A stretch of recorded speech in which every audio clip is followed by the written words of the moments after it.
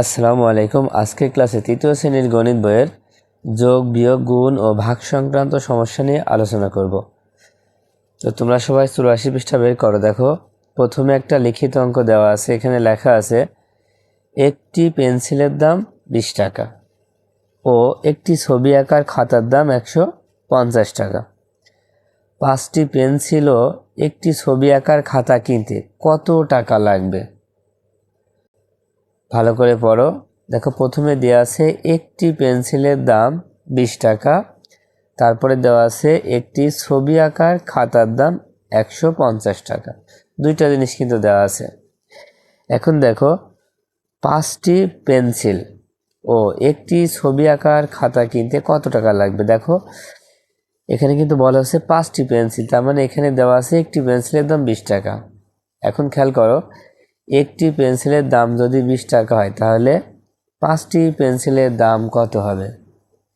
5টি পেন্সিলের দাম বেশি হবে, এই জন্য কী করতে হবে? গুণ করতে হবে। একটি পেন্সিলের দাম 20 টাকা হলে 5টি পেন্সিলের দাম কত হবে সেটা বের করার জন্য 20-এর সাথে 5 কিন্তু গুণ করতে হবে। তাহলে তোমরা খাতায় প্রথমে লিখবা যে একটি পেন্সিলের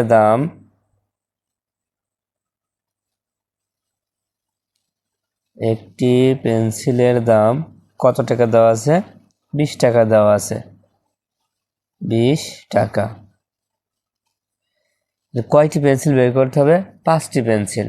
তাই লেখা হতে 5টি পেন্সিলের দাম। এখানে কি হবে? দেখো, একটি পেন্সিলের দাম 20 টাকা হলে 5টি পেন্সিলের দাম বেশি হবে না কম হবে?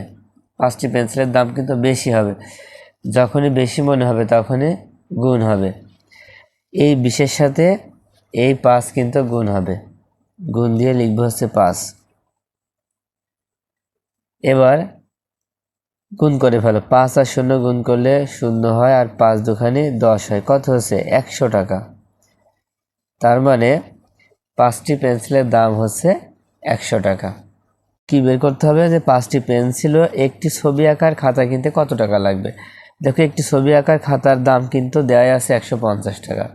এখন কি করবা? এখন হচ্ছে 5টি পেন্সিল ও একটি ছবি আঁকার খাতা কিনতে কত টাকা লাগবে এটা বের করার জন্য 100-র সাথে এই 150 যোগ করে দিলে উত্তরটা হয়ে যাবে। তাই লিখবা যে 5টি পেন্সিল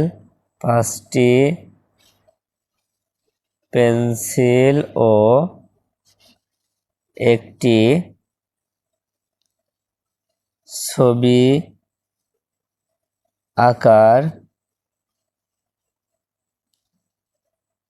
খাতা কিনতে লাগবে দেখো, 5টি পেন্সিলের দাম কত? এখানে কিন্তু দেওয়া আছে 100 টাকা। 5টি পেন্সিলের দাম 100 টাকা, এখানে 100 লিখবো। আর একটি ছবি আঁকার খাতার দাম কত দেওয়া আছে বইতে? 150 টাকা। 100-র সাথে আমরা 150 যোগ করে দিব। যোগ করলে কিন্তু উত্তরটা হয়ে যাবে। 100 150 কত হয়? দেখো, 0 আর 0 যোগ করলে 0 হবে, 5 আর 0 যোগ করলে 5 হবে, আর 1 আর 1 যোগ করলে 2 হবে। কত হলো? 250 টাকা। এই 250 টাকা, এটাই কিন্তু উত্তর। তাই লিখবা উত্তর 250 টাকা। এবার তোমরা 85 পৃষ্ঠা বের করো। দেখো, প্রথমে 1 নম্বর দিয়ে একটা লিখিত অঙ্ক আছে। এখানে লেখা আছে 6টি ঝুড়ির প্রতিটিতে 30টি করে আম আছে। অন্য একটি ঝুড়িতে 37টি আম আছে এবং 7টি ঝুড়িতে মোট কতটি আম আছে? দেখো, প্রথমে লেখা আছে 6টি ঝুড়ির প্রতিটিতে 30টি করে আম আছে। মনে করো 6টা ঝুড়ি আছে, যে 6টা ঝুড়ির প্রত্যেকটি ঝুড়িতেই 30টা করে আম আছে। এখন প্রত্যেকটি ঝুড়িতে যদি 30টি করে আম থাকে তাহলে 6টি ঝুড়িতে মোট কতটি আম আছে প্রথমে আমাদের বের করতে হবে। আর অন্য একটি ঝুড়িতে 37টা আম আছে, এই ঝুড়িটা কিন্তু আলাদা। তাহলে 6টি ঝুড়িতে আম আর একটি ঝুড়িতে আম, মোট কয়টি? মোট 7টি। তার মানে 7টি ঝুড়িতে মোট কতটি আম আছে সেটা বের করতে হবে। তো প্রথমে বইতে যে নিয়মে করা আছে আমরা এই নিয়মে করব, তারপরে আমরা খাতায় অন্য আরেকটা নিয়মে করে দিচ্ছি। ঠিক আছে? দেখো বইতে যে নিয়মে করা আছে, প্রথমে লেখা আছে 6টি ঝুড়িতে মোট, 6টি ঝুড়িতে মোট আম বের করতে হলে কি করতে হবে, এই 30-এর সাথে 6 গুণ করতে হবে, কারণ 6টি ঝুড়ির প্রতিটিতেই 30টি করে আম আছে। এখন তাহলে 6টি ঝুড়িতে আম বের করতে হলে 6 সাথে 30 গুণ করে ফেলো। তাই এখানে লিখবো হচ্ছে 30 গুণ 6। এবার গুণ করে ফেলো। দেখো 3 আর 6 গুণ করলে কত হয়, 3 6 18, আর পাশের শূন্যটা এখানে বসায় দাও, তাহলে কত হচ্ছে 180টি আম আছে। তারপরে 7টি ঝুড়িতে মোট, 7টি ঝুড়িতে আম বের করতে হলে কি করবা, দেখো প্রথমে 6টি ঝুড়িতে আম হয়েছে 180, এখানে 180 লিখে নাও। আর বইতে দেখো অন্য একটি ঝুড়িতে 37টা আম দেওয়া আছে, এখানে 37 লিখে নাও।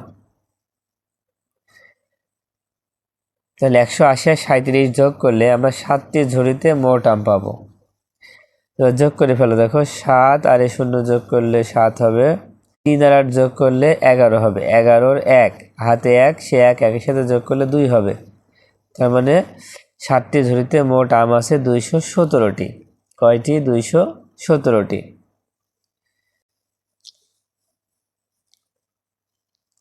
এখানে আবার দেখো নিচে দেওয়া আছে গাণিতিক বাক্যটি হবে।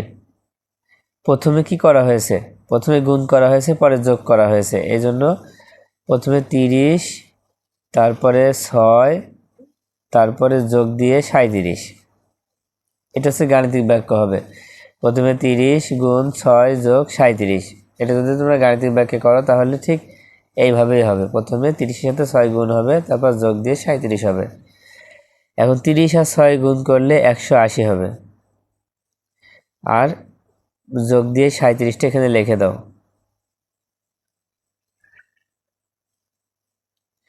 এবার 180 আর 37 যোগ করলে কত হবে, 217 হবে। তাহলে এখানেও লিখে দাও 217টি আম। বইতে যে নিয়মে আছে সেই নিয়ম তো আমরা করে ফেললাম। চলে এই অঙ্কটা আমরা খাতায় লিখিতভাবে করি। তো 1 নম্বরটা করতে হলে প্রথমে লিখবা একটি ঝুড়িতে আম আছে, একটি ঝুড়িতে আম আছে কয়টি, 30টি। একটি ঝুড়িতে আম আছে 30টি। তাহলে কয়টি ঝুড়ির কথা বলা হয়েছে, 6টি ঝুড়ির কথা। নিচে লেখো 6টি ঝুড়িতে আম আছে। এই 30-এর সাথে 6 গুণ করতে হবে, 30 গুণ 6। গুণ কেন হবে, পড়লেই বুঝতে পারবা যে একটি ঝুড়িতে যদি 30টি আম থাকে তাহলে 6টি ঝুড়িতে কম থাকবে না বেশি থাকবে, কি মনে হয়, বেশি থাকবে। যখনই বেশি মনে হবে তখনই কিন্তু গুণ হবে। তো গুণ করে ফেলো, দেখো 6 আর 0 গুণ করলে 0, আর 3 আর 6 গুণ করলে 3 6 18, তাহলে কত হচ্ছে 180টি। তো 6টি ঝুড়িতে 180টি আম আছে। এখন দেখো 6টি ঝুড়িতে 180টি আম আছে, তারপরে অন্য একটি ঝুড়িতে আবার 37টি আম আছে। তাহলে 7টি ঝুড়িতে মোট কতটি আম আছে, তাহলে এবার আমরা লিখবো হচ্ছে 7টি ঝুড়িতে মোট আম আছে। 7টি ঝুড়িতে মোট আম আছে, দেখো 6টায় আছে 180, প্রথমে 180 লিখবা, তারপর যোগ দিয়ে আরেকটা ঝুড়িতে আম আছে কয়টি, 37টি। এবার 180 আর 37 যোগ করলে উত্তর হয়ে যাবে। 7 আর 0 যোগ করলে 7 হবে, 3 আর 8 11-র 1 হাতে 1, আর সে 1 একের সাথে যোগ করলে 2 হবে, কত হচ্ছে 217টি। উত্তর হবে 217টি। উত্তর 217টি আম। এবারে 2 নম্বর অঙ্কটা খেয়াল করো। 2 নম্বরে আছে রহিম সাহেব 185 টাকা দরে 4টি তরমুজ কিনে দোকানদারকে 750 টাকা দিলেন। দোকানদার তাকে কত টাকা ফেরত দেবেন? দেখো রহিম সাহেব কি করলেন, 185 টাকা দরে 4টি তরমুজ কিনে দোকানদারকে 750 টাকা দিলেন। আগে এই কথাটা বুঝতে হবে যে 185 টাকা দরে 4টি তরমুজ কিনলেন, তার মানে 185 টাকা দরে মানে একটি তরমুজের দাম হচ্ছে 185 টাকা। একটি তরমুজের দাম হচ্ছে 185 টাকা। তো 185 টাকা দামে 4টি তরমুজ কিনলেন, তাহলে 4টি তরমুজের দাম কত হবে? 4টি তরমুজের দাম বের করতে হলে কি করবা? এই 4-এর সাথে 185 গুণ করবা। যেহেতু একটি তরমুজের দাম 85 হলে 4টি তরমুজের দাম অনেক বেশি হবে, এই জন্য 185 সাথে এই 4 কি করবা? গুণ করবা। গুণ করার পরে এবার দোকানদারকে আমরা কত টাকা দিব? দোকানদারকে দেব 750 টাকা। তাহলে দোকানদার কত টাকা ফেরত দিবেন? তাহলে পরে কি করতে হবে? বিয়োগ করতে হবে। ফেরত দেওয়ার কথা বললে কি করতে হবে? বিয়োগ করতে হবে। প্রথমে শুরু করবা কিভাবে? প্রথমে লিখবা যে একটি তরমুজের দাম 185 টাকা, অতএব 4টি তরমুজের দাম 185 গুণ 4। তো 2 নম্বর দিয়ে প্রথমে লিখে নিবা যে একটি তরমুজের দাম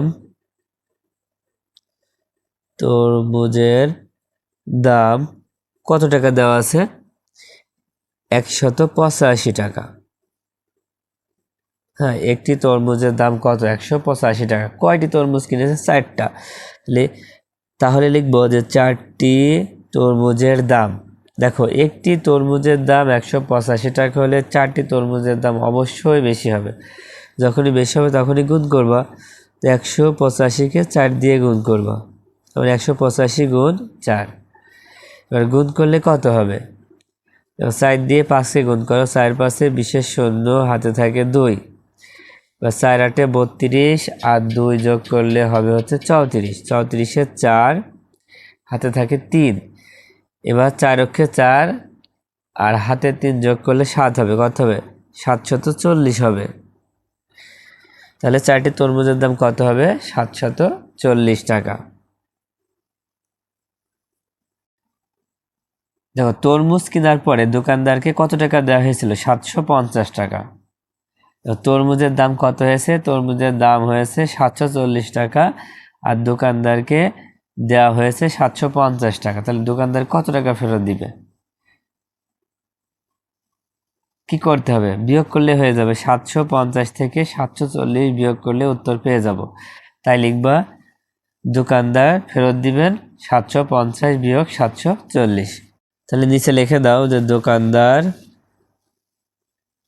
দোকানদার ফেরত দিবে, দোকানদার ফেরত